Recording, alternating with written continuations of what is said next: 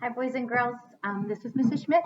I am joining you today to talk to you a little bit about digging up dinosaurs, and I have a fabulous nonfiction book by Aliki that's going to help us to learn a little bit about how paleontologists dig up dinosaurs.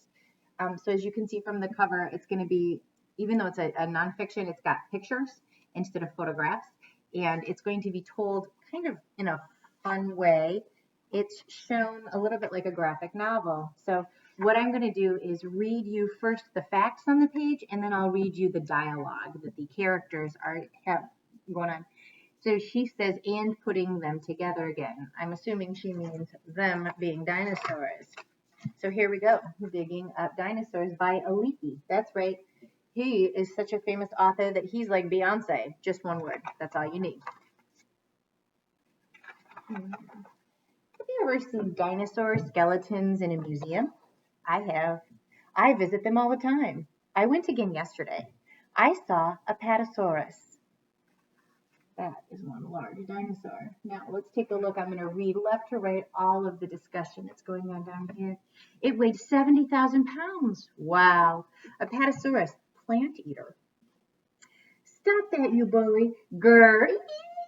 Yeah. See the little boy scaring his younger brother or sister? Imagine putting it together like a jigsaw puzzle. A Patasaurus, once known as Brontosaurus. That is true. When I was a kid, back in the Stone Ages, when we were still living in caves and walking to school barefoot, we learned that it was called Brontosaurus, and they changed its name. I saw Corythosaurus. I saw Iguanodon and Triceratops. I like to say their names. Their names are great. Okay, left to right, we're going to go with the dialogue now. That's how it looked. Duck-billed dinosaur and a plant eater, Corythosaurus. It looks like a duck. I'm glad it's extinct. I'm glad they're extinct too. We have enough going on that we don't need to worry about dinosaurs wandering around.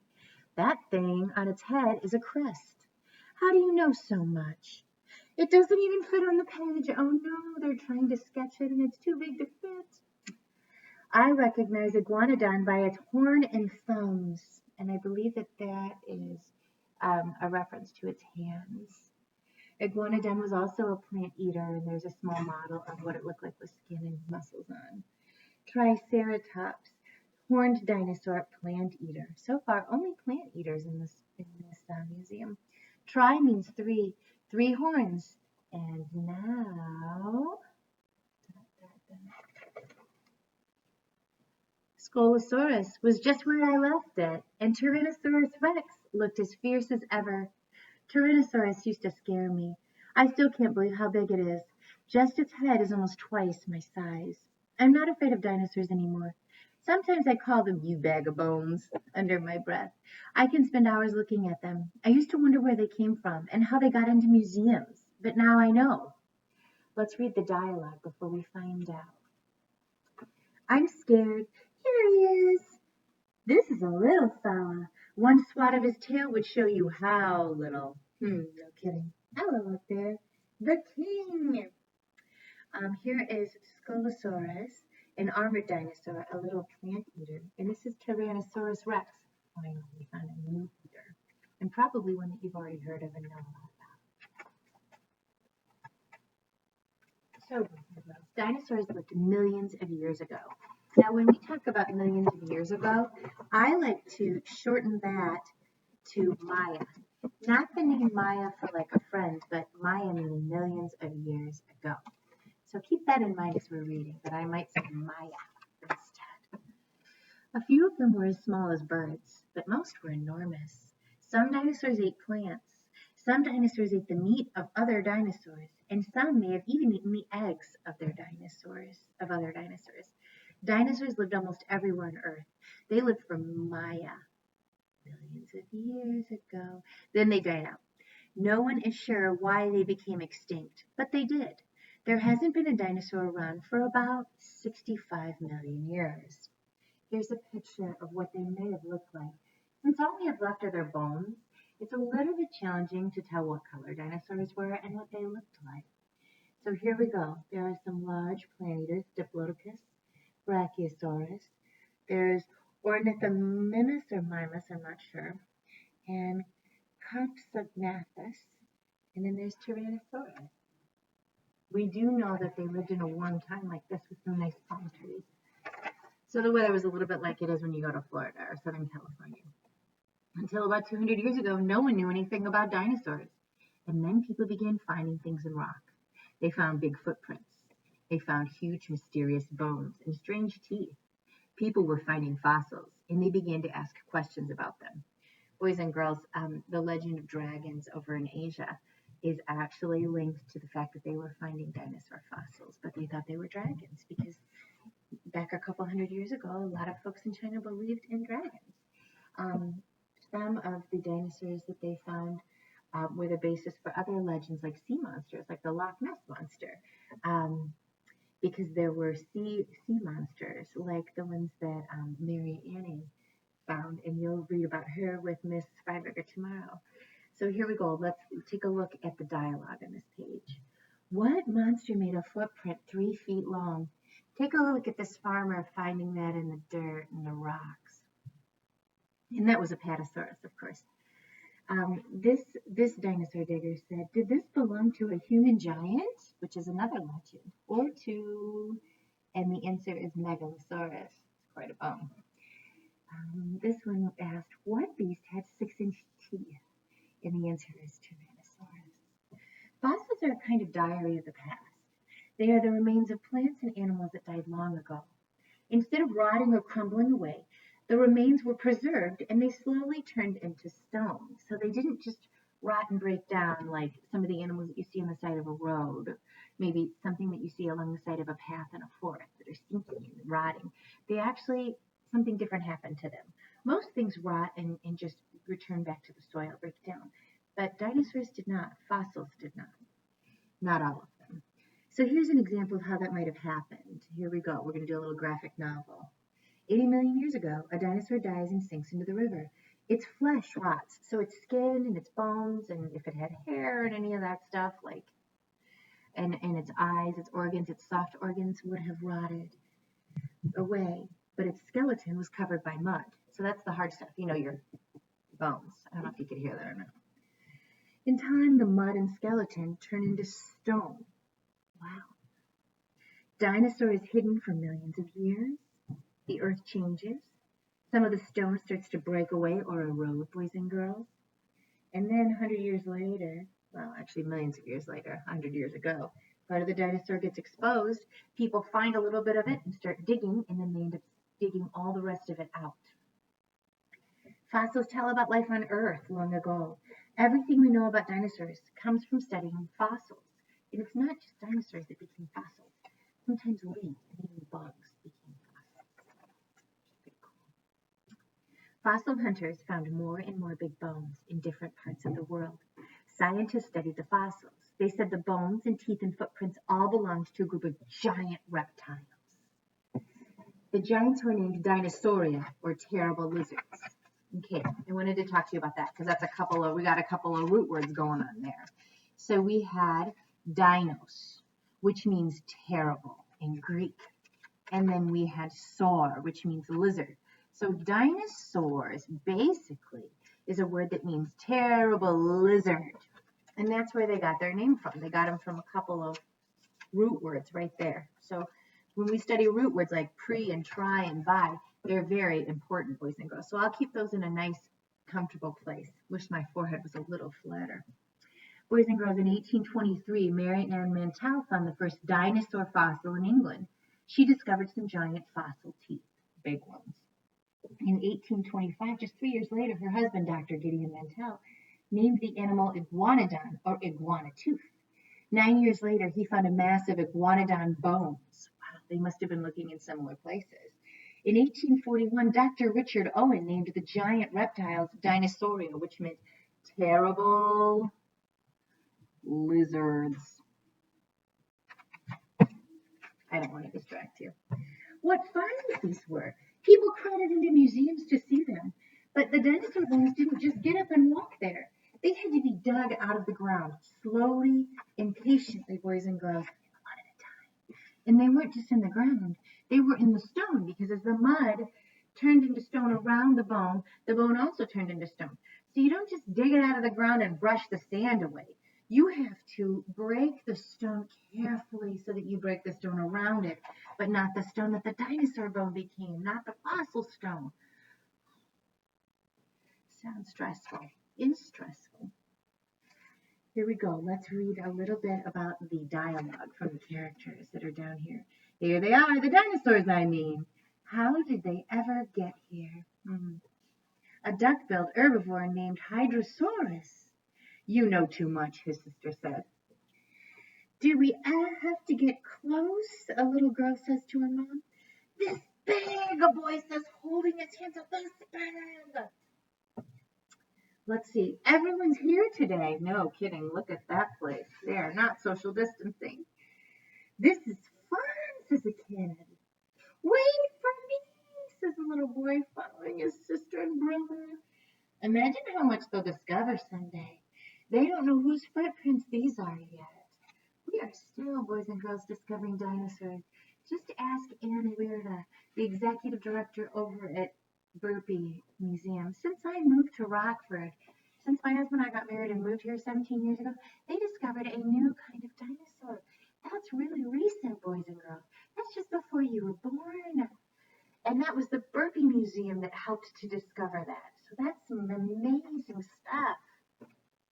Every day digging up dinosaurs is not an easy job. A team of experts must work together. A paleontologist is a scientist who studies ancient plants and animals. She says this skull belonged to a plant eater named Scelidosaurus, or maybe Scelidosaurus. I'm not sure. And then a geologist who can tell the age of the rocks and the fossils. So not just the fossil, but just the rock around it too, says, he's got on a monocle. And then a draftsman who draws pictures of the fossils. He says there are draftswomen too. That's true. So they have to draw the pictures so that they can figure out how they fit together and how all those bones fit together. Because you know how when you do a puzzle, you have to have a picture of it in order to put it together? It's really helpful to have a draftsman or a draftswoman draw that picture first so that you can take the pieces and put the pieces together. They have to have the workers who dig the fossil out of the rock. We're not the fossils. Oh, yeah? There's a photographer who takes pictures of the find. There are specialists who prepare the fossil for the museum. Don't bump my baby. No, it's not really a baby, it's a rock, right? We still have to be pretty delicate with them because some fossil stones are very, very easy to break. What is that word? I can't think of that word right now. You know, where they look strong, but actually they're quite brittle. There's the word, brittle. Boys and girls, this is how fossil hunters work. First, they have to find a dinosaur. They search along riverbanks and in quarries. They climb up high cliffs and down into steep canyons. And with luck, someone spots a fossil bone, maybe poking through the rock. Now, boys and girls, they do this a lot in mountainous areas where the rock is being eroded, either by water or maybe just by sand being blown away. Like in Hells Creek, Montana, where the Burpee Museum works on their sites from time to time and where they found their dinosaur, Jane. Here we go. You'll never know where you'll find something. There's a guy walking through the woods. There are some folks out checking and dredging the bottom of the creek or the lake or the river. I'm not sure what kind of body of water that is next to the cliff. This is dangerous, a guy says, climbing up to the mesa right there. And then down here, these folks that are just kind of using their pickaxes to look through those stones yell, look! That's what they must have found. Boys and girls, the site is covered with a tent, and the work begins. Sometimes the fossil is buried so deep the rock around it has to be drilled or blasted away very carefully. Tons of rubble are carted away. Scientists chip at the rock close to the fossil. They brush away the grit. They have to be very careful. Here's some dialogue. There may be a jawbone or two hidden there. If we're lucky, there may be a whole skeleton. A fossil is hard as a rock, but very brittle, which just is a synonym for very breakable. And easy to shatter. Oh, no kidding. In that case, this dig could take months, even years. What a lot of rubble.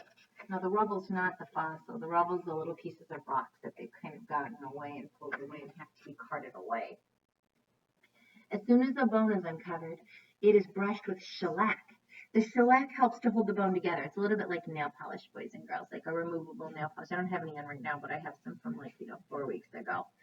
Now, the shellac helps to hold the bone together so it won't crumble, and then the bone is numbered. Sometimes a skeleton has to be cut apart so that it can be moved. The draftsman draws each bone in its exact position where it's laying, and the photographer takes pictures. That way, there can be no mix-up later when somebody tries to put the skeleton back together. Think of puzzles, boys and girls. Here's some dialogue. Don't move. I don't know if he's talking to the people around it or the dinosaur. I hope he's talking to the people around it because I don't think that dinosaur is going to move. Do you? Now the digger says, sometimes bones are found all scrambled up like this. That means that they've been washed away by the rain or the river and they're just all mixed up. This person says, figuring out how they fit together is another big job. That's the draftsman or woman. When the bones are ready to be moved, they're carefully wrapped.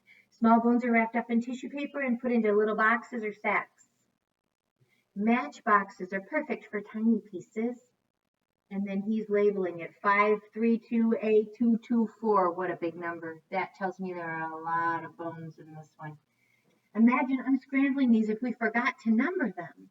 Large bones, though, are left half buried in rock.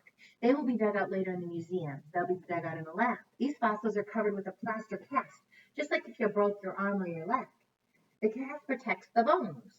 It's amazing how fragile even the big bones are. First, the parts of the fossil that show are covered with wet tissue paper, and then with strips of burlap dipped in wet plaster. Burlap's like a material, like a rough material, like you would wear on his clothes. Then the whole piece is wrapped in the same way. When the plaster dries, it becomes very hard. The tissue paper covering makes the cast easier to remove later. Each bone is then packed into straw, put in a crate, and taken to the museum. Unpacking all these bones in the museum laboratory will be a big job, too. We're lucky that there is a road this time. Sometimes there's not even a road, and they just have to kind of bounce along.